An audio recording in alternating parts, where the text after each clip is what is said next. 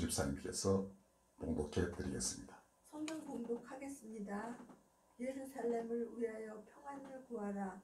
예루살렘을 사랑하는 자는 형통하리로다. 아멘. 아멘. 자, 이게 3000년 전의 노래입니다. 나중에 이스라엘 사람들이 성전을 지은 뒤에 성전에 올라가면서 이 노래를 불렀다고 되어 있습니다. 다윗이 지은 시입니다. 성경에 보면 그 이전에 살렘 왕에 관한 그 얘기가 나오는데, 그 이전 아주 오래 전부터 예루살렘은 성스러운 곳으로 인정되어 있던 그러한 땅이라고 하겠습니다. 왜 그런지는 모릅니다. 그러나 사람들이 거기서 하나님을 경험한 그런 사례들이 많았기 때문에 그렇게 되어 있지 않았나 생각이 됩니다. 자, 그런데 지금 예루살렘이 정말 불타고 있다 해도 과언이 아닌 그런 상황이 벌어지고 말았습니다. 어떻게 할 것인가? 제가 그 전에 다른 신학자들 얘기 들어보면은 예루살렘의 평화를 위하여 기도하는 사람들의 모임이 있다고 합니다. 아마도 해외에서 예루살렘에 온 그 유학생들 간에도 그런 조직이 돼 있어 가지고 그가 이제 예루살렘 떠나서 자기 나라에 가가지고 가르치고 할 때에도 그 네트워크 형성이 돼 있어서 예루살렘에 무슨 일이 생기면, 즉 이스라엘에 무슨 일이 생기면 그 제목을 가지고 전 세계에 있는 그 모임의 구성원들이 다 기도를 하는 그런 게 되어 있다고 들었습니다. 오늘 우리는 그 모임의 일원은 아니지만은 이제 세계는 하나가 되어 있습니다. 저 땅에서의 그 불길은 언제든지 우리에게까지 미칠 수 있는 그런 세상이 되고 말았습니다. 자, 어떻게 할 것인가? 아무리 생각해도 만왕의 왕, 평강의 왕 예수께서 오셔가지고 세상을 다스리지 아니하면은 저 불길은 꺼지지 않을 것으로 저는 생각된 것입니다. 그만이 오직 즉 하나님과 하나님의 아들 그 성령께서만이 이 불길을 잠재우고 이 세상을 사람이 정말 편안하고 또 하나님을 경배하며 서로 사랑하며 살 수 있는 세계를 만들어갈 수 있는 것입니다. 자, 그래서 기독교인들이 예수께서 다시 오시기를 염원을 해왔습니다. 그러면 그가 다시 오신다는 것은 무엇을 의미하겠습니까? 요한복음은 그가 태초부터 계신 말씀이 육신이 되신 분이라고 합니다. 실제로 육신으로 오셨습니다. 그리고 그는 하나님의 말씀을 하셨고 하나님과 하나이셨습니다. 사람이 하나님을 눈으로 볼 수 없죠. 하나님이 인간으로 하여금 자신을 볼 수 있고 느낄 수 있고 친히 그 말씀을 들을 수 있게끔 아들을 보내신 것이었습니다. 그리고 승천하셔서 하나님 우편에 앉아 계신 것으로 성경은 기록하고 있습니다. 그러나 예수님 평상시에 말씀하시기를 두세 사람이 내 이름으로 모인 곳에는 나도 그들 가운데 있다라고 하셨습니다. 그리고 마지막으로 승천하시기 전에는 제자들에게 땅끝까지 가서 내 증인이 되어라 하시면서 내가 세상 끝날까지 너희와 항상 함께 있을 것이다 라고 하셨습니다. 그러니까 그는 그냥 제자들에게, 즉 베드로에게 열쇠 맡기고 그 다음에 제자들에게 혹은 기독교인들에게 너가 다 알아서 해라. 너희는 나를 믿고 그 다음에 이 세상에 가서 사람들에게 복음을 전하면 되고 나는 천국에 가만히 있을 테니까 너희가 그렇게 해서 믿으면 내가 너희를 천국에 끌고 오겠다. 이렇게 약속하신 분이 아니었다는 겁니다.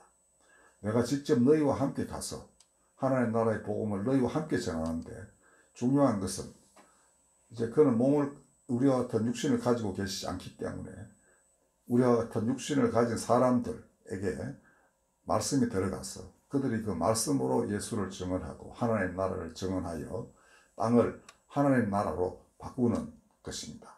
그걸 하라고 하신 겁니다. 그렇다면 늘 땅에 계시는데 왜 또 그런 다시 오신다고 약속하셨을까? 이것은 사람이 말씀을 아무리 마음속에 간직하고 하더라도 철저하게 예수님과 하나가 되는 건 참 어려운 거예요.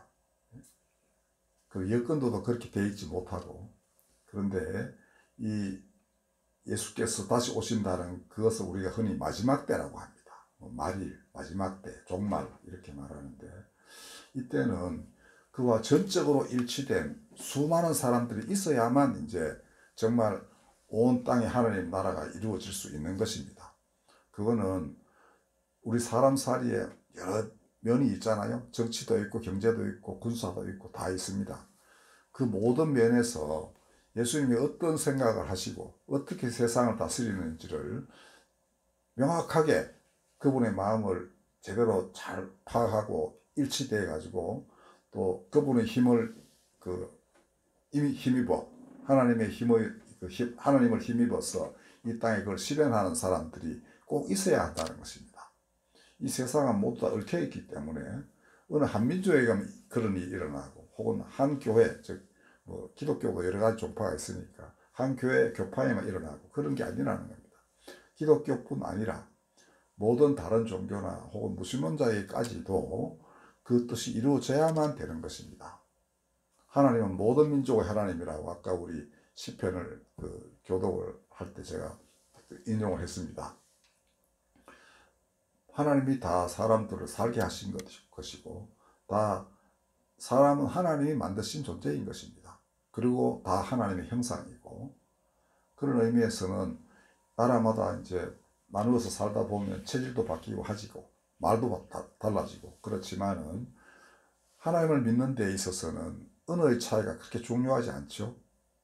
여러분들 서로 말 안 통하는 사람들 기독교인들 모여도 각각 자기 나라 언어로 주기도송 하기도 하고 주기도문 외우기도 하고 또 사람들을 통하여 번역을 통해서 또 하나가 되는 그런 말씀의 공유, 말씀 나누는 것도 가능하고 다 그렇게 되어 있습니다. 하나님 다 그렇게 해서 한 거예요. 복음을 잘 알아듣기 힘든 사람들에게는 정말 세종대왕으로 하여금 한글을 만들게 하셔가지고 한글 통해서 우리 다 읽을 수 있지 않습니까? 한글을 쓰면 여러분들 어떻게 성경을 읽을 수 있겠습니까? 누가 말해주지 않으면 읽을 수가 없는 겁니다. 그렇죠? 근데 말해주는 사람이 얼마나 많겠어요? 히브리어를 아는 사람 혹은 영어까지는 어떻게 한다 합시다. 영어 가지고 다시 번역해서 말로 해주는 사람이 그렇게 많을 수 없죠. 여러분들이 한밤중에 성경을 읽어야 되겠다라고 할 때 이거는 한글 성경은 없고 누가 영어를 번역해서 말해줄 사람도 없고 또 내가 원하는 것을 딱 찾아내기도 힘들고 그렇지 않습니까? 자, 하나님은 그런 의미에서 모든 사람의 하나님, 만민의 하나님. 예수님도 마찬가지입니다. 그에게는 유대인이라는 인종적 이 본성이 있지만은 더 나아가서 모든 민족의 구세주이신 것입니다. 자, 그런 점에서 말씀도 그가 전하신 말씀도 모든 민족에 전파되어야 되고 모든 민족, 모든 사람 안에서 말씀이 살아있어야 되는 것입니다. 이게 그가 원하신 것이었습니다. 자, 그렇다면 재림이라는 게 뭐겠습니까? 그와 인격적으로 하나가 되어가지고 그 사람 안에 하나님의 말씀이 살아있어야 되고 사람들이 그를 보면 예수님의 한 면모를 지니고 있구나. 정말 예수님이 하시는 말씀을 하시는 것 같구나 하는 이런 느낌이 들 정도의 사람이 있어야만 되는 겁니다. 이게 이제 역사상 그렇게 결정적인 시기가 아니었다는 거죠.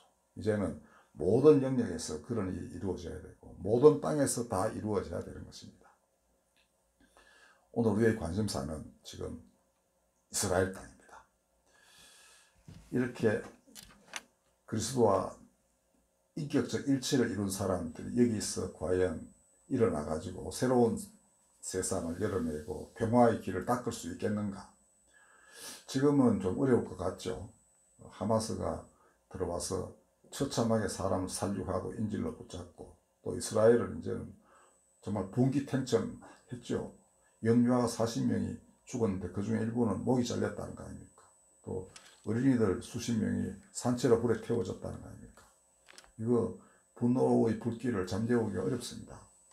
그리고 오늘 내일 아마 그 팔레스타인 사람들이 거주하고 있는 가자 지구 내로 이스라엘 군대가 진입할 것으로 되는데 어떤 결과가 나올지 참으로 우리가 짐작하기 어렵습니다. 피의 보복을 피하기 어렵다. 그 인간이 그렇게 살기 때문에 그런 일이 벌어질 수밖에 없는 것입니다.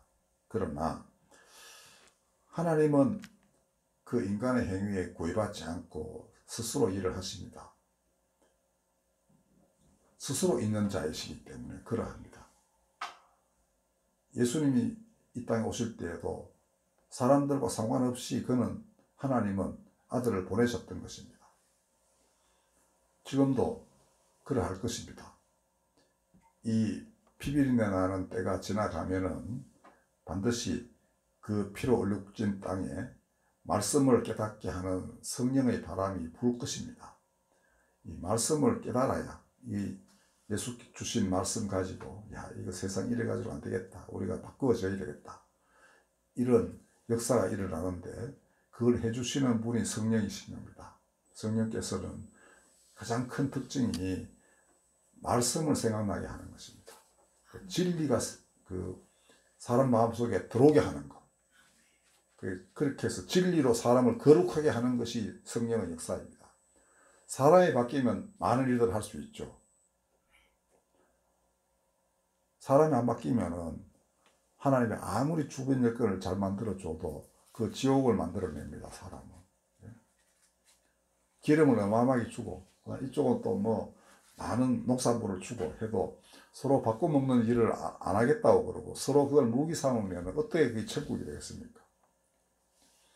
이 땅은 농산물이 많이 나고 저 땅은 사막이지만 밑에 석유가 가득하게 되어 있다. 나누라는 얘기 아니겠습니까? 근데 이걸 못하면 이제 끝없는 전쟁이 벌어지게 되는 것이죠. 식량이 무기되고 석유가 무기되고 뭐 이런 것입니다. 우리는 지금까지 그렇게 살아왔습니다. 그러나 이제는 그렇게 살아서는 안 된다는 이제 인식이 점차 이제 그 사람들 사이에 깊이 퍼져나가기 시작했습니다. 기후 위기 이거 닥치고 난 뒤에는 이거는 누구도 책임을 피할 수도 없고 또 누구도 그 피해를 안 당하는 사람이 없다는 것입니다. 누구든 당하게 되어 있습니다. 엄청난 부자들이 성벽을 쌓고 만약에 정말 하나의 그 도시를 건설하고 벽을 다 쌓아 산다 합시다. 근데 이로 인해서 피해를 입은 사람들이 성벽 하나 허물지 못하겠습니까? 요번에 하마스가 이스라엘이 쌓아놓은 장벽 그 높이가 5, 6m 정도입니다. 이거 그대로 밀고 들어올 수 있지 않았습니까? 그러니까 세상은 그 자기만 잘 살게 되어 있는 그런 게 아니라는 것입니다.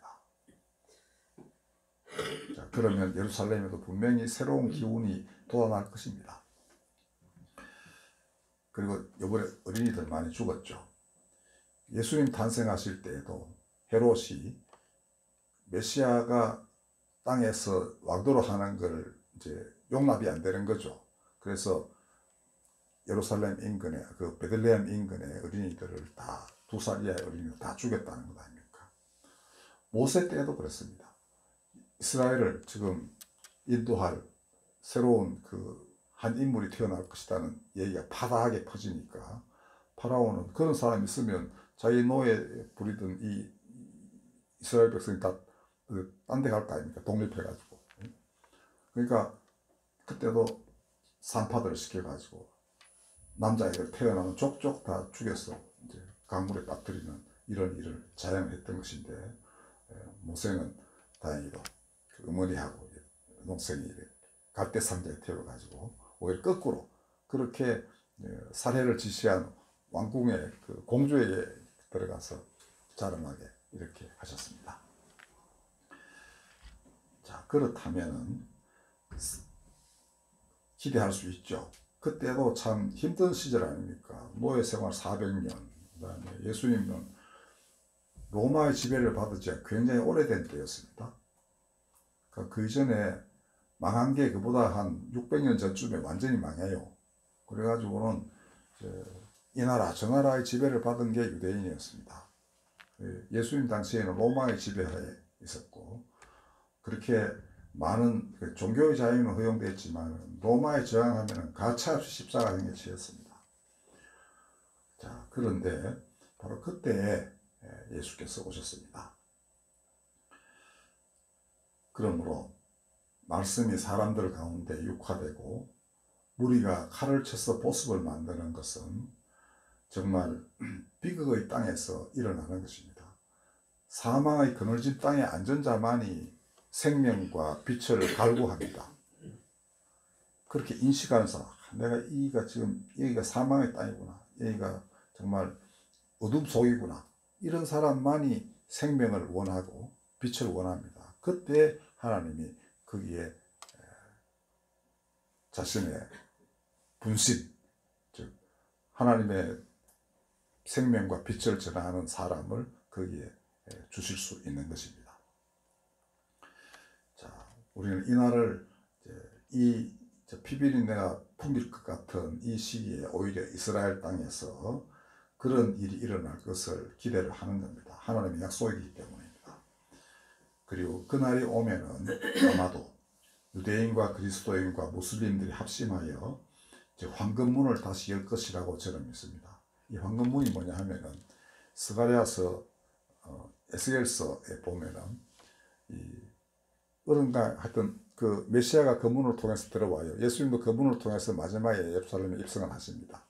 그러니까 로마 총독은 서쪽 문을 통해서, 서쪽에서 오네, 서쪽 문을 통해서 오고, 이 이제 하나님의 그 보내신 사람, 기름 부음 받은 사람 동쪽 문으로 들어오는데 이 오늘 막혔어요. 다 이제 메시아는 없다. 오실 때까지 닫아놓고, 그다음에 그가 오시면 이 문을 열고 그 닫혀진 이제 그 완전히 막아놨습니다. 벽돌 같은 거. 그걸 허물고 그걸로 입성하실 것이다. 이런 이제 전성이 있는 겁니다. 그 근거는 에스겔 44장입니다. 근데 이거는 그가 정말 구름을 타고 오셔가지고 한꺼번에 막 번개치듯이 문을 부숴가지고 들어오시는 거, 그게 아니라는 겁니다. 이거는 진실로 그의 말씀이 사람들 가운데 육화가 돼가지고, 아, 이렇게 그가 지금 우리를 다스리고 계시는구나 라고 할 때 이 사람들이 합심하여 그 문을 허물어뜨리는 것입니다. 이 날이 반드시 옵니다. 왜 그러한가? 이 땅 사람들이 그리스도와 인격적 일치로 이룬다는 것이 뭔지를 먼저 살펴보면 해답이 나옵니다. 그게 무엇인가? 도대체 인격적 일치라는 게 뭔가? 근데 이 성경에는 예수님의 행적이 너무 많이 기록되어 있죠. 저는 그 중에 한 구절만 택하고자 합니다. 누가복음 19장에 보면 예수님이 마지막에 정말 다시는 돌아오지 못하는 길을 이제 가십니다. 그때 예루살렘에 들어가셔서는 십자가에 달리시게 되는데, 그때 예루살렘을 향해 눈물을 흘리시면서 너희가 평화에 관한 일을 알았더라면 얼마나 좋았겠는가. 그러나 그 몫이 너희 눈에 숨기워졌다. 이렇게 하며 눈물을 흘리셨습니다. 바로 그 자리에 지금 예수 눈물교회라는 그 예배당이 서 있어요. 그런데 거기는 눈물방울처럼 이렇게 이제 모양을 만들어 놨는데, 그 안에 들어가 보면은 앞에 이쪽이 전부 이제 유리로 되어 있습니다. 그래서 예루살렘이 다 보여요. 거기서 보시면서 눈물을 뿌리셨다 하는데, 그 이전 13장에 보면은 암탉이 제 새끼를 품듯이 내가 너희를 품으려 한 적이 몇 번이나 되었더냐, 이렇게 한탄을 하셨습니다. 바로 이것입니다. 암탉이 제 새끼를 품어서 정말 이제 닭의 알을 품어가지고 병아리 되게 하고 다시 깨어서 또 먹이 주고 기르는 그런 마음으로 사람을 대하는 것, 이것이 그리스도와 인격적으로 일치를 이룬 것입니다. 지금도 예루살렘만을 본다면 그렇습니다. 되게 중요하죠. 그 당시에 예루살렘은 로마인도 있고 유대인도 있었습니다. 근데 지금은 어떻습니까? 지금은 예루살렘은 유대인, 즉 이스라엘 사람뿐 아니라 무슬림, 그 옛날 성전이 있던 곳은 지금 그 이슬람 사원이 되어 있습니다. 황금 사원이라는 게. 성전을 그쪽 성전으로 바꿔버린 거예요. 기독교인들도 똑같이 예루살렘은 어마어마하게 중요하죠. 예수께서 거기서 돌아가시고 거기서 성천하셨으니까. 이 세 종교의 가장 중요한 성지가 바로 예루살렘입니다. 여러분, 예수님 태어나신 베들레헴은 거기서 한 두세 시간 걸어가면 되는 거리예요. 제가 2004년에 이제 행사에 참여를 하면서 태권도 시범도 하고 그랬는데요. 그 걸어가는데 뭐 그때 여름이었는데 한여름에도 걸어가도 갈만한 그런 거리예요. 그러니까 예수님 탄생도 왜 보면 예루살렘 넓은 의미에서 그 권역 안에서 있었다 이렇게 말할 수가 있습니다. 자, 그러면 이제는 지금은 예수님께서 예루살렘을 어떻게 생각하시겠습니까? 지금 그가 거기 계시다면 그가 암탉이 새끼를 품듯이 품는 사람이 누구이겠습니까? 유대교 교인들, 그 다음에 기독교인들, 이슬람 교인, 무슬림들 다 품어야만 하시는 분입니다. 그렇죠?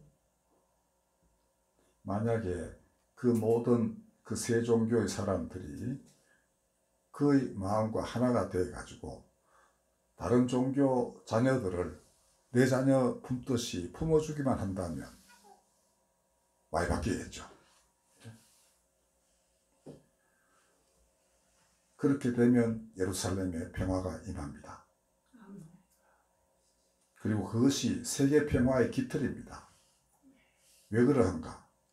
자, 전 세계를 정말 자기 지배하에 두는 그 정말 그야말로 적그리스도, 세상을 완전히 자기 것으로 한 적그리스도가 있다 합시다. 그러나 예루살렘이 그 지배하에 있지 않은 한 그는 세상의 지배자가 아닌 겁니다. 그러니까 세상 모든 것을 다 가져도 하나님이 계시다는 그 예루살렘을 자기 손아귀에 쥐고 좌지우지하지 못하면 그는 세상의 진정한 지배자가 아닌 거예요. 그래서 그들은 분명히 예루살렘을 자기 손아귀에 넣으려고 할 거예요. 그런 자가 있다면. 이곳은 땅의 영역이 아닙니다. 예루살렘은 그런 의미에서는 하늘이 땅에 닿은 것이고 어떤 면에서는 인간이 아무리 자기 땅을 가꾸고 해도 도저히 거기에는 미치지 못할 하나님이 거룩하게 하신 땅이에요. 거기에 멸망이 가증한 것이 선다. 이게 이제 예수님이 이제 그날이 마지막 때다고 말씀하시긴 했는데 아마 멸망이 가증한 것이 서는 것은 잠시이겠죠. 잠시 예루살렘을 이제 그렇게 해서 외형적으로는 장악할 수 있을는지 모릅니다. 그러나 하나님의 보좌는 사람이 건드릴 수가 없는 법입니다. 그 거룩한 성인 거예요. 그래서 이 마지막 때 하늘로부터 내려오는 그 하나님의 나라도 거룩한 성 예루살렘 이렇게 표현을 해요. 자, 그러니까 그 예루살렘의 평화가 오면 예루살렘은 아무도 건드리지 않고 모든 사람들이 모든 민족이 그거는 성스러운 곳이다. 이렇게 인정하면 세상에 평화가 오겠죠. 그러려면은 그 예루살렘을 지금까지 성스러운 곳으로 받드는 무리들이 서로 화합하고 협력해야 되겠죠. 서로를 사랑해야 되겠죠. 그날이 오면은 세계 평화도 이제 탄탄대로를 걷게 되는 것입니다. 그리고 이 세 종교가 문제이긴 해요. 특히 이제 유대 그리스도교는 하나이고 이슬람 또 다른 두 개의 축이 돼 가지고 서로 정말 거대한 문명의 충돌을 할 만한 일이 지금 벌어지고 있습니다. 그런데 저희 연구소에서 옛날에 그 이슬람 학자들 불러서 이제 많이 들어보면은 이런 하마스 같은 존재는 그 아주 그 순결한 무슬림들은 무슬림 아니라고 그럽니다. 저거는 이슬람교도 아니다 이렇게 해요. 그러니까 그 안에도 굉장히 그 온건하고 정말 하나님 그리스도인 못지않게 하나님을 순수하게 믿는 사람들이 굉장히 많이 있다는 얘기예요. 그래서 우리는 그 세력들이 정말 이 예수의 마음과 하나가 되도록 이렇게 기도를 해야 돼요. 그러니까 예루살렘에 그냥 평화를 위해 기도하라 할 때 그냥 평화 주십시오 이렇게 하는 것도 좋지만 더 나아가서 예루살렘을 성지로 받드는 모든 사람들이 정말 예수님 마음을 담도록 해달라고 기도를 구체적으로 하시라는 겁니다. 하마스는 뭐 그냥 정말 무슬림도 아니다고 한다면 헤즈볼라도 아니다. 그렇다면 누가 있는가? 거기에 속하지 아니한 많은 무슬림들이 있는 거예요. TV 보면 이제 피난 가는 장면들 많이 나옵니다. 그 얼굴 하나하나 보면은 정말 저기 막이다 할 만한 그런 얼굴 별로 없습니다. 예? 다 그냥 순결한 아이들 그냥 똑같아요. 이 아이나 저 아이나. 그들 안에 예수의 마음이 정말 폭포처럼 임하여 가지고 우리 이렇게 살지 말자. 새로운 그 공존의 길을 모색해보자. 서로 상생해보자. 이러면 분명히 하나님이 거기에 역사를 하십니다. 다윗은 3000년 전에 이렇게 기도했습니다. 예루살렘을 위하여 평안을 구하라. 이때도 그러니까 예루살렘을 차지하기 위한 전패가 되게 많았다는 얘기예요. 다윗이 이걸 자기 도성으로 삼았습니다. 그리고 예루살렘을 사랑하는 자는 형통하리로다.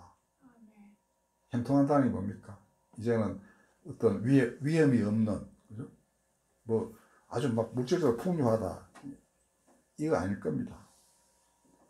안전하고 평화롭고 누구에나 다 열려 있어서 수많은 사람들과 언제나 교류할 수 있는 이것이 예루살렘이 되어야 하는 것입니다. 지금 예루살렘 여행하는 거 힘듭니다. 지금 지난 상당 기간 동안 그렇게 됐어요. 제가 성지순례 갔을 때는 그래도 괜찮은 편이었는데, 그때는 제가 그 사진 중에 그것도 남아 있습니다. 그 당시에 처음 제가 예루살렘 갔을 때, 그 이스라엘 갔을 때는 PLO, 팔레스타인 자치기구하고 그 이스라엘 정부가 이제 우리 서로 사이좋게 지내자 해가지고 이제 거의 국가 수준의 대우를 해주던 때였습니다. 지금 근데 그게 뭐 흐지부지 돼가 이제 그 부패해가지고 지금 엉망이 됐다는데요. 그래서 제가 그 팔레스타인 군인하고 찍은 사진도 있어요. 그때도 팔레스타인 국기를 달아놓고 서로 평화롭게 잘 지냈습니다. 근데 이게 사람 믿을 수 없는 게 이러다가 오늘날 이 꼴이 되어버린 겁니다.